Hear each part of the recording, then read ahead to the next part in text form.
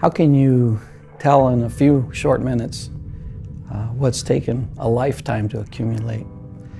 My wife Sue and I met in high school, and she became so important to me, and we began to talk about marriage and families, and we wanted to have 7 kids. You know, we were planning way ahead.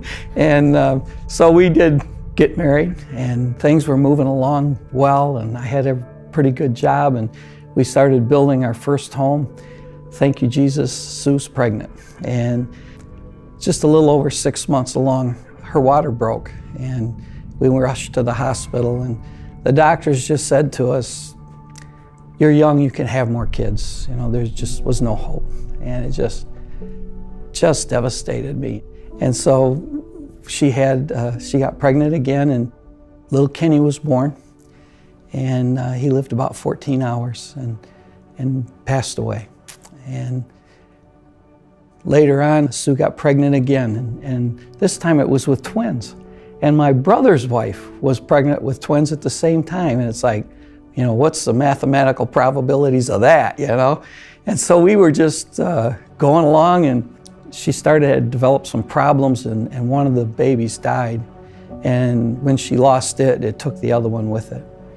And so then we had another pregnancy, and because we were not giving up on this thing, we had plans, and we lost that one about 3 months along, and she got pregnant again. And this time she had a special doctor and used special medicines, and at 3 months she was in bed, you know, and she stayed down. Then 8 months and we're home free, and we're good, you know, we're good. And 9 months comes along, and it's like, let's go, let's get this show on the road. And so we go in and to see the doctor, and he said, yeah, something's just not right here. And he did a C-section. Little Christopher was born, and he was just beautiful. He was just everything a dad could want. He's a big old boy, 11 pounds, 12 ounces, and 23 inches long. He was a little moose. And I got to go in and feed him for the first time. And while I was feeding him, I was just holding him there. He turned just as blue as my blue jeans. I called to the doctor. There was a doctor in the room, and she came over and grabbed him and took him out and put him under an oxygen tent, you know, and they started doing tests and everything.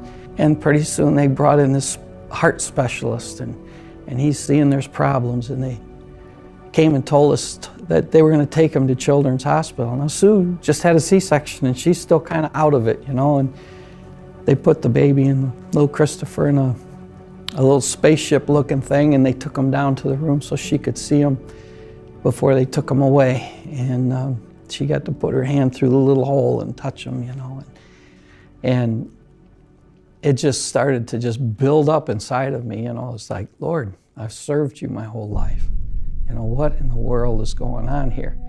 And as I got to the hospital finally, and it was just, everything inside of me was just screaming, you know. And we were there 3.5 weeks, and we were home for 2 days, and we were in for 2.5 weeks, and we were home for a week, and we were in for 2 weeks. And over the next 5 years, best we can tell, he was admitted about 46 times to Children's Hospital. And almost every time, with the exception of one, is that, can we get him there before he dies?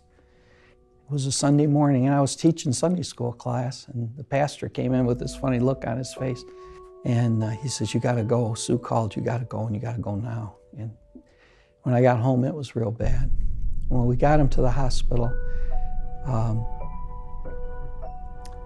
God told me in my heart that this would be it, that Chrissy wouldn't be coming home. And so I just remembered that he had always told me it'll be okay. And even though he's telling me different this time, I knew it would still be okay because I trusted him. And so we got to the hospital and went ahead, and over the next few days, Chris died. I remembered standing in a big field, and in front of me was a hole, and over that hole was a little box, and in that box was my son. And I remember at the end of the service, when it was all done, this little old lady walked up to me and she shook her finger in my face like I'd done something wrong. And she says, Ken Bussell, I'm going to tell you once and only once, so you listen good. You've got two choices. You can turn to God or you can turn away from Him. But I promise you, you'll be the most miserable person on the face of this earth if you turn away. And in my spirit, I knew she was right. And that day, I chose to turn to Him. And I haven't changed my mind since. And there's a lot of things that have happened along life's trail that have been hard. And there have been struggles throughout our lives. But God's always been there. And I've always chosen to turn to God and not to turn away. Officers say the gunman shot 4 times into the window of her car. Barely alive tonight, in a coma, brain damaged, and on life support. He's beaten in front of his family and left on the road in a pool of his own blood. This just into News Australia. I don't know what is going to be left of this city. I can only pray that this is the end of it.